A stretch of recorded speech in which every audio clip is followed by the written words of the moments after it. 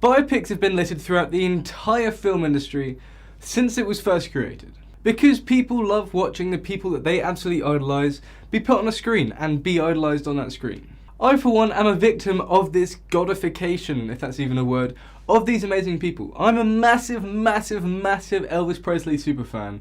All of my walls are covered with Elvis posters. And a lot of that, in part, was because of the film and the idolisation that I got from watching him in the film. Not just listening to his music and playing music at gigs. Also, bear with the mop on top of my head, I am getting a haircut soon. Subscribe, put on notifications so you can see me get a buzz cut next week. Anyway, biopics, if you don't know, are films that depict a real life person.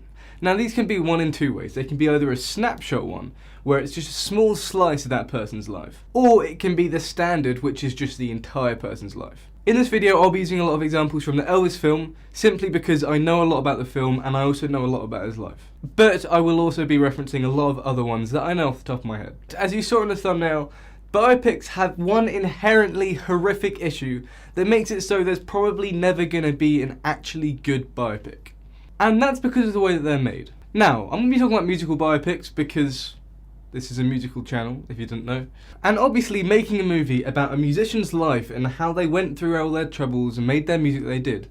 A big part of that is their music, right? Because they're a musician. They did music stuff. That sounds silly to say. But you obviously need rights to use copyrighted music in your film. Which, in the case of Elvis, means you have to go up to the estate of the Elvis family, Priscilla Presley, and you need to be like, look, I'm making a film about your ex-husband, and I want to use the songs for it, because obviously it's Elvis. I want to use his likeliness, I want to use all of this stuff.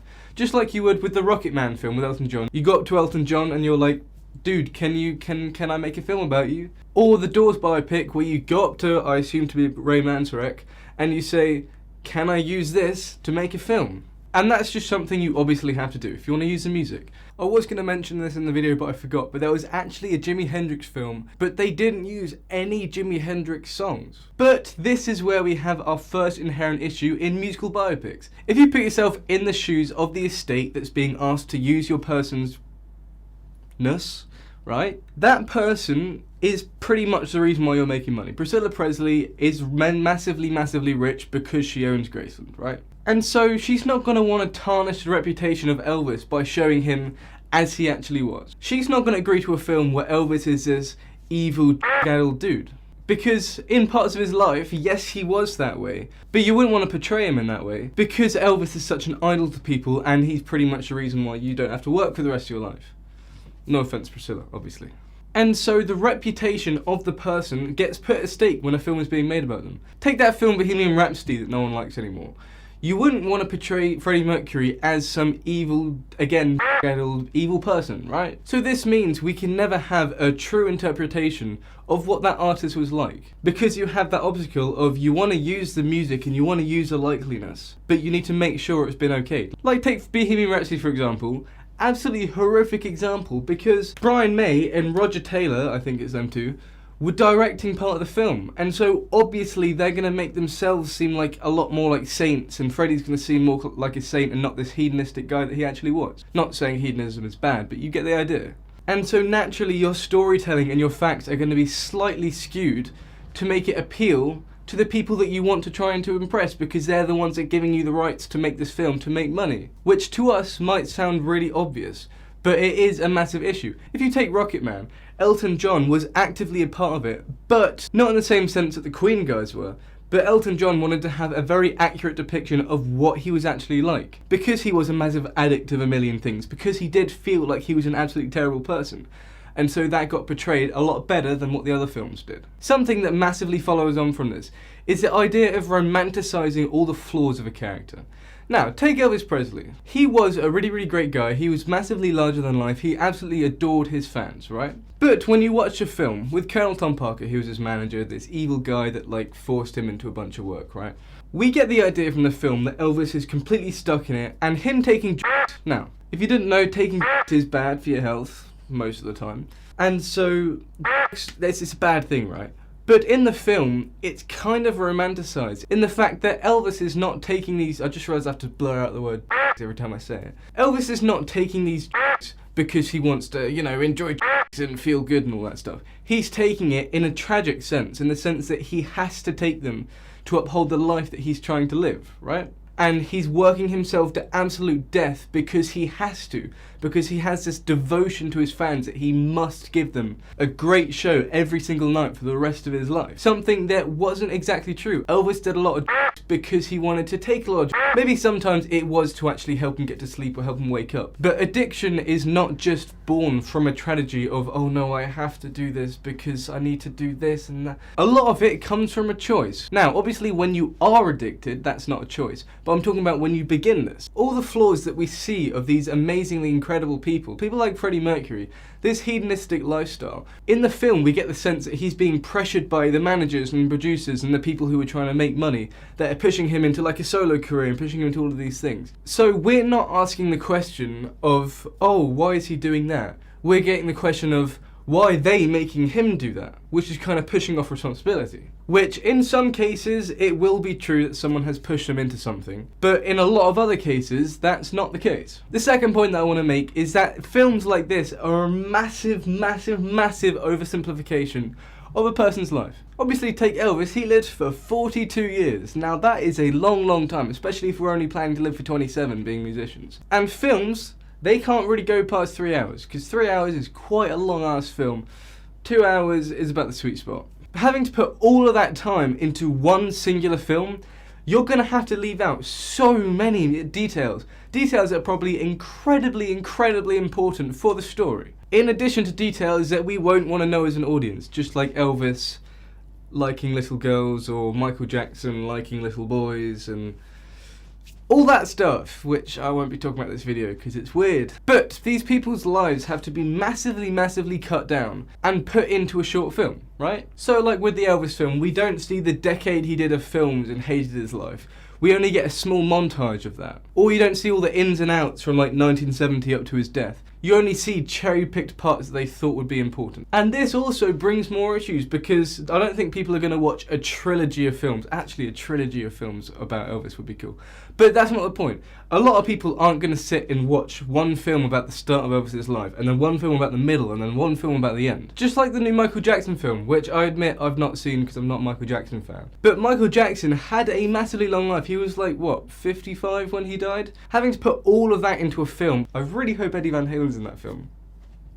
But that's not the point. Put it simply, biopics will struggle to fit all of that time into a short amount of time, unless it was an extended plot of films, which is not going to happen. But anyways, on to my third and final point. These biopics are films, believe it or not. Films are used to attract and entertain people, right? Because they're films, they're a form of entertainment. Which means they need to be engaging, they need to be dramatic, they need to actually grab your attention and keep a hold of you through a story arc. Because that's how you make films. Like in English, we get taught, intro, things happening, and then resolution. A person's life is not going to follow that. Your life does not intro, and then you go in to do something, like it's something bad happens to you, and then it resolves, and then that's the end of the film. That's not how lives work. Lives has its massive ups and downs. Things happen, and it's not always simple. I guarantee you will know that. You're a human, I think.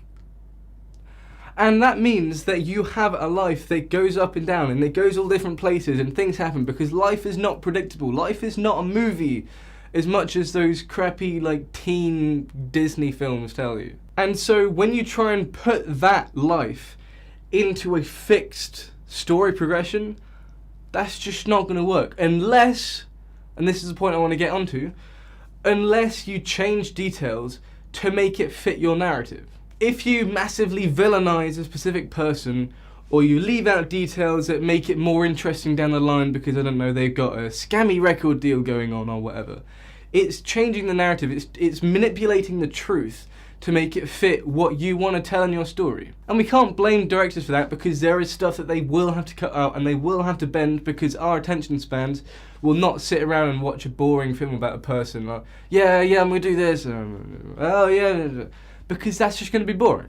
You wouldn't want to watch the Elvis film if it wasn't this massive, sparkly montage of gold-plated awesomeness, and then you got montages of him like doing dances and hanging out with people. You wouldn't want to watch it if it wasn't so flashy and sparkly bright lights and all that stuff, right? And so it brings up the point, how much of the truth can you alter in a story and have it still be the truth? Again, in the Elvis film, I feel like a broken record. Priscilla, obviously Elvis met Priscilla when she was 14, which back in the day was okay, but in today's standards, that's not okay, right? That was completely just kind of like sidelined and ignored. In fact, like I said before, it was romanticized in the sense that it's just like, yeah, they're like falling in love in like a soft kind of way and not being PDF files, right? Because it needs to round the edges and be commercially available to people and commercially captivating to people, right? And so, Theseus's boat, how much of the original can you change and it still be the original? Are we still watching a film about Elvis's life, about Elton John's life, about Freddie Mercury's life? I forgot his name then. Or are we just watching some guy who's fangirling over them? Like, say if I made a film about Jason Becker, that's gonna be massively over dramatized. I don't know if that's a word. Because I'm an incredible Jason Becker fan, I'm not gonna want him seen in any bad light at all. I don't know if there is bad light about Jason Becker because he's so freaking awesome. But I'm gonna be biased because I really like him. And obviously the person you're making a film about you're gonna like because you wanna make a film about that person. I wouldn't make an Elvis film if I didn't like Elvis, you know? Another thing that follows on from this is the sense that this over dramatification, if that is a word, still don't know if it is that we're portraying these people as god icons and these incredibly like people who are above humans. They're these incredible Ubermenschen, for lack of a better word, because we know the bad connotations of that word. Like the Elvis film, we see Elvis be portrayed as this insanely incredible god hero kind of person, and Carlton Parker is like the Satan in the corner. Just like Freddie Mercury is seen as this incredibly, insanely amazing, godlike person. I keep using that word, but that's the only thing I can use to explain it. Because we put these people on a massive, massive pedestal and make it be like, okay, this person's incredible, without showing that they are also human. We didn't see in the film Elvis staying outside of Graceland for hours and hours and hours every day just to meet his fans and talk to them. We don't see the side of Elton John where he's hanging out with all these cool people that made him who he was, because if it wasn't for the fans, these famous people wouldn't be famous people, right? So in some sense, we're forfeiting that humanity of the person by making them seem like this absolute icon, this legend, which, don't get me wrong, a lot of them are, but shouldn't we also see the humanity, because they are also just people too. People that just happen to be incredibly talented at what they do. Because you can't deny these people are massively talented. I don't like Michael Jackson, but I know he's insanely talented, because why would he be there? Although, in modern day society, people don't have to be talented to be famous, they just have to be pretty with a lot of money. But that is not the point, that's the story for another day. But anyway, that is enough yapping about me talking about biopics. Don't get me wrong, I'm a massive fan of biopics in general, though I think the idea is really, really cool, and I do enjoy watching films about people's lives. Just like I liked the Elvis film, just like I liked Rocket Man when I first saw it, even ones that aren't musical, because it's just something interesting to watch. You get an insight into the person that you've not seen before, because you get to kind of notice them on a more personal level that you might do normally. But there are going to be inherent flaws, because there are people that you will need to impress, because they're the person supplying your money and your ideas and your people. And on the other side, you're going to have people who you need to catch the attention of. You're not going to have a really boring story about someone's just standard life.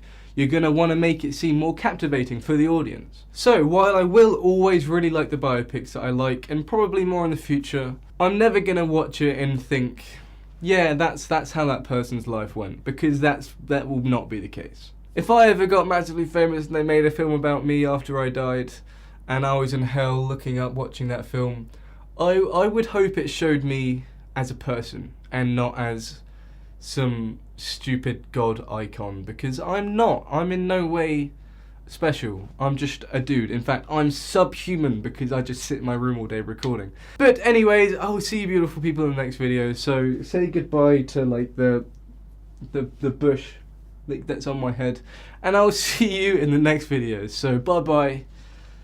There's always a chair in front of me. I gotta move that chair before I do my jump. You ready?